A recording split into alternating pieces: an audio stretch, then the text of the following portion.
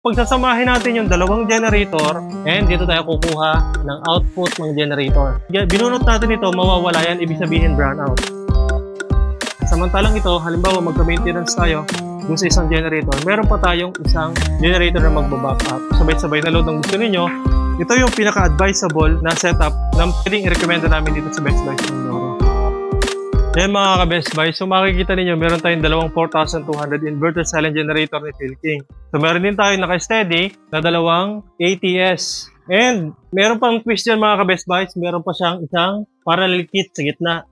Ito yung magsaserve naman para sa ating main line. Tapos ito naman yung ating load. And dito tayo kukuha ng output ng generator. So, ano yung logic nito mga ka-Best Buy? So, pagsasamahin natin yung dalawang generator, pagkatapos, ipapasok natin sa ating kabahayan. So, yung kabahayan natin dito is yung ating load niya. Pero may counting trick dyan mga ka-Best Buys. So, iisa lang yung ating supply, pero dalawa yung ATS na gumagana sa dalawang generator din. So, paano nangyari yun mga ka-Best Buys? I-simplify na natin. So, ito, yung left side na ATS natin, wala na siyang ibang connection kundi yung ating utility power lang na naka-jump dito sa kabila. So ito mga ka-Best Buys, connected dyan, galing dyan, pupunta dito sa kabilang ATS. So utility power to utility power, naka-jumper lang siya mga ka-Best Buys. Ayan, utility. Sa utility side dyan, ito naman po sa kabila, sa utility side. Yan. So, wala na pong ibang connection itong kaliwa. Yung kanan lang natin yung full pack. Ang tanging nakakonect lang din dito sa kaliwa, syempre yung ating ATS cable para sa communication dito sa kaliwang generator. Ito namang kanan natin, lahat full pack. So, may laman yung sa generator side na nakatugon dito sa parallel kit. Yung parallel kit naman natin mga ka-Best Buys, nakakonect sa ating dalawang generator. Ayan. So, ito yung pinagkakonektahan at saka ito. Ayan, itong dalawa na ito mga ka-Best Buys. Ayan. Para makadraw tayo ng mas mataas na power or yung double power, kailangan yung generator side natin nakakonect dito sa parallel kit. So, ang logic dito mga ka-Best Buys, 4-2 plus 4-2 equals 8-4. So, doble yung power na idodraw natin dito sa dadaan sa parallel kit natin. Ngayon, since ang ating ATS naman is 60 amperes, kaya tolerable pa rin niya yung dalawang power ng generator na to. Ito nga po pala ay setup na ni-request ni Sir Alex dyan sa Catbalogan City. So, ni-request niya na makita yung connection para gagawin niya sa kanyang establishment or sa kanyang bahay. Ngayon, i-simulate natin mga ka-Best Buys. Or na-setup naman natin lahat, i-simulate na natin. So, ito, kunwari, may power yung ating line. So, makikita nyo, may ilaw. Sa taas naman, makikita natin yung ating utility power at saka yung load sa bawat ATS, nakakasa. Ngayon, yung ating ATS naka-automatic din. Naka-automatic din sa kabila. And then, i-release na natin ngayon yung dalawang emergency stop. So, kapag naka-depress po yan mga ka-Best Buys, hindi mabubuhay yung generator natin. So, since ngayon, naka-engage na siya, yung battery ng ating ATS naka-connect na, power up na, ibig sabihin anytime, pag kinailangan natin, mabubuhay na siya. So, yan makikita nyo mga ka-Best Buys. Ang ilaw natin, pag binunot natin ito, mawawala yan, ibig sabihin brownout.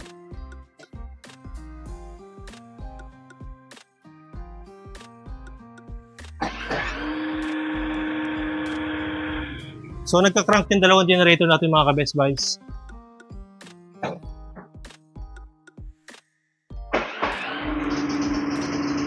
Ayan, nabuhay na sila. Silipin nyo kung kailan magkakaroon ng kuryente. Okay, naiiwan yung isa mga ka-Best Buys. Ito, naiiwan. Yung isa na yun naiiwan kasi parang mababa yung gasolina nun eh. Ngayon, nabuhay na.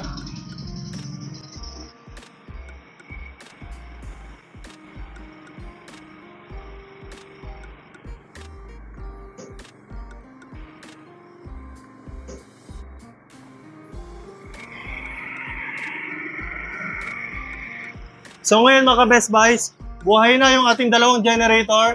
Nagpo-provide siya ng power dito sa ating parallel kit. Tapos yung ating parallel kit naman nagsusupply dito sa ating ATS. Yung ating ATS yung nagko-control ng switching sa main power at saka sa generator power. Ibalik natin mga ka-Best Buys or nagkaroon na ng kuryente.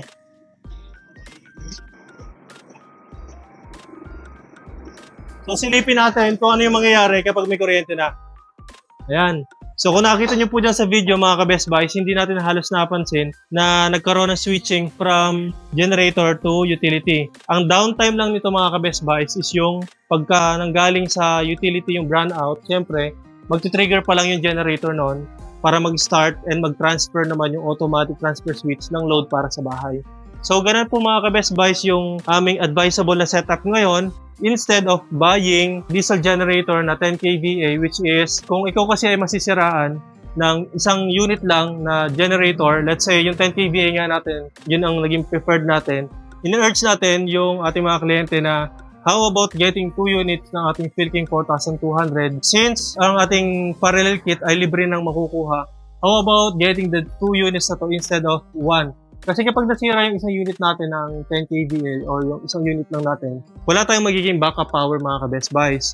Kapag nasira yung isa, wala na. Samantalang ito, halimbawa magka-maintenance tayo dun sa isang generator, meron pa tayong isang generator na magba-backup. After ayos yung isa, dalawa na uli yung magpa-function. Ito yung kagandahan dito sa dalawa yung unit natin. And at the same time mga ka-Best Buys, portability ng dalawang generator na to kung gagamitin natin siya outdoor. Dahil syempre ito ay 50 kilos each lang, may wheel and handlebar. Kahit dalawang tao lang yung magbuhat ito o kahit isa nga lang, kayang-kayang buhatin ito. While kapag doon sa diesel generator natin na isa lang, 10 kVA, halos 160 or 170 kilos yung timbang ng isang generator lang. Ito po yung mga diskarte natin ngayon, lalo na sa mga kadalasan water refilling station. Isang unit lang nga lang mga ka-Best Buys wag lang sabay-sabay. Kayang-kaya pa rin ng isang generator natin yon, ng isang Philking 4200. Pero kung gusto naman na sabay-sabay na gumagana yung inyong mga electric motors ng inyong istasyon or establishment, sabay-sabay na load ang gusto ninyo, ito yung pinaka-advisable na setup na pwedeng i-recommenda namin dito sa Best Buys Mindoro. So sana Sir Alex, nagkaroon kayo ng idea kung paano magkabit ng parallel connection sa bahay or sa inyong establishment. Okay, para sa inyong mga